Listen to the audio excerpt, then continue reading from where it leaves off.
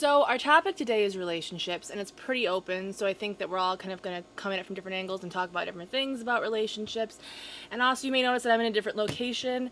I'm downstairs. It's my parents' bar area, whatever. I wish there were wine over here, but there is not. I know that we've talked somewhat about our relationships, especially in past videos. I mean, it's kind of hard to get away from the topic of relationships when you're a bunch of women on a channel together. Like, this is the age that we're all supposed to be settling down and getting married or being in serious relationships. I know I'm very young, but still, you'd be amazed. Like, people are marrying at 19 years old. It's insane. And that works for some people, and it's great, and I'm happy for them, but I actually am someone who's very happy to be single at 24. I'm getting a little bit of cleavage in this. I think this video is very salacious. I'm not taking away the fact that, yeah, there are times when you want romance, and you want sex, and you want someone to go to the movies with, and you want someone to snuggle with, and you want all these things, but being 24 years old, I realize how amazing it is to be on my own. I think there are reasons to not get into relationships. I think there are people who are addicted to the idea of being in a relationship. I feel like a lot of times people enter into relationships, especially bigger girls, not just bigger girls, but girls who maybe don't fit the norm, I guess, or what is considered standard beauty. They rush into these relationships with guys that they don't even really like. They're not even really attracted to, but for some reason in our society it says, you know, oh, first of all, if someone likes you looking the way you are, complete freak show to begin with. And secondly, if they do, you gotta snatch them up quick because no one else is gonna feel that way.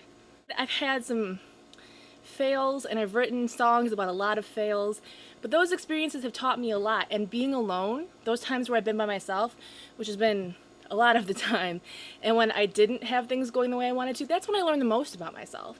That's when I really figured out, okay, these are the things that I can stand, these are the things that I can't stand, and I really feel like it's prepared me for, inevitably, when I meet someone who I really, really want to spend time on and I really, really want to engage with, I know the things that I'm willing to deal with and the things that I'm not. You ask girls, especially girls who don't know who they are at all, or what they want, or what they deserve, about what kind of guy they want, they're either going to say, oh, I don't really know, and they'll be so open about everything that they'll take anything, or they'll be so narrowed in on a list of things that they have to meet, and a list of requirements that this guy has to have. For some reason they're waiting for the most attractive, most intelligent, most successful person ever in the world, and it's just not going to happen. I'm looking for someone who could potentially be a best friend. I mean, they don't have to be my best friend. I already have one. Her name's Courtney. She's amazing. So I don't need another best friend, but that same kind of vibe of best friendship. You know what I'm saying? Like someone that you just feel completely comfortable with your body, with your spirit, with everything. Someone that I can tell things to and I feel like they won't judge me, and just ask things and not be scared that they're gonna think I'm stupid. I'm looking for someone who can make me laugh. Now, I'm not looking for someone who can tell the best jokes in the world. I just need a similar sense of humor. I'm very sarcastic. I like to say very mean things to my friends, and I hope that they have a rebuttal. This is what I need. I like play fighting. Play fighting to me is like foreplay, and people that don't understand that, go. I'm not looking for the guy that's going to screw me over and cheat on me. I'm not looking for the guy who's going to make me think that maybe he likes me, maybe he doesn't. Games are not really my thing. At least not those kind of games. I'm looking for someone who is secure enough with themselves that they are fine letting me have the spotlight once in a while. Now, if I start dating a musician or someone else who's creative, I'm very, I think I would be a great girlfriend because I'm fine with them having the spotlight. I don't need the spotlight all the time. But you do tend to run into, and I'll say male musicians, who aren't always so comfortable with their girlfriend not being kind of the groupie. I think one of the problems with the last guy that I really, really liked was he kind of made me feel bad that I was doing well. Like, you don't want to be with someone who's going to make you feel like you can't shine as bright as you want to, or that you possibly can. That you have to kind of dim yourself down for them. And that's kind of how this person made me feel every once in a while. Whether it was about music, or YouTube, or life, I always kind of felt like maybe I had to take it down a notch because I didn't want to upset the other person. And I think that that is just unacceptable, especially with someone that you want to have a relationship with.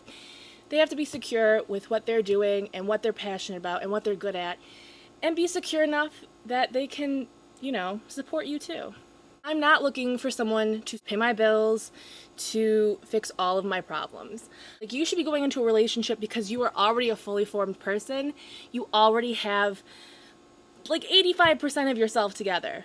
I would say 85% of yourself. You're not looking for someone to just completely do an overhaul and fix your life. No one can do that besides you. You're the only person who can change your circumstances and change the way that you feel about your circumstances. I don't need you to complete me. I hate to say it. I know that maybe you're thinking I'm looking for the other half of me. It's very Jerry Maguire. Not so much. Your friends can be your soulmates, and I really feel that I found those, and they're amazing. And so I'm not looking for someone to complete me. I want passion, and I want lust. And yes, I want all those things. And I don't think that's too much to ask for, because I'm not asking for someone who's like ripped and goes to the gym every day and is perfect. I'm not perfect. I don't expect that from you. I'm just asking that we have sexual chemistry. We have a spark. I'm not looking for someone to dictate how I'm going to live my life. I know that relationships are all about compromise and sacrifice. I understand that. Friendships are too. And especially if you took that to the level of you're going to be living together, you're going to be having kids together one day, you're going to be putting your financial everything together. I understand. There has to be compromise and sacrifice. But if you meet me and you know that I'm someone who wants to do music, wants to travel, but also wants to have that home life and wants to have that balance, don't expect that to change. Don't expect that in 5 or 10 years I'll settle down, want to have 8 kids, and never go on the road again. No. We can have 2 kids and we can split time on the road. But like, there has to be compromise. I want to do all these amazing things, and I want someone who wants to be part of that, but also doesn't want to completely take that away because they have other ideas of what we should be doing. I tell you guys, the Ning community is kind of in an unsure place right now because now they're charging for Nings. So I don't know if that will be getting updated like we planned, but we did start a Tumblr account. I just posted a blog about Gabby, who was our VOTM for last month, and some really exciting news about her and her contest.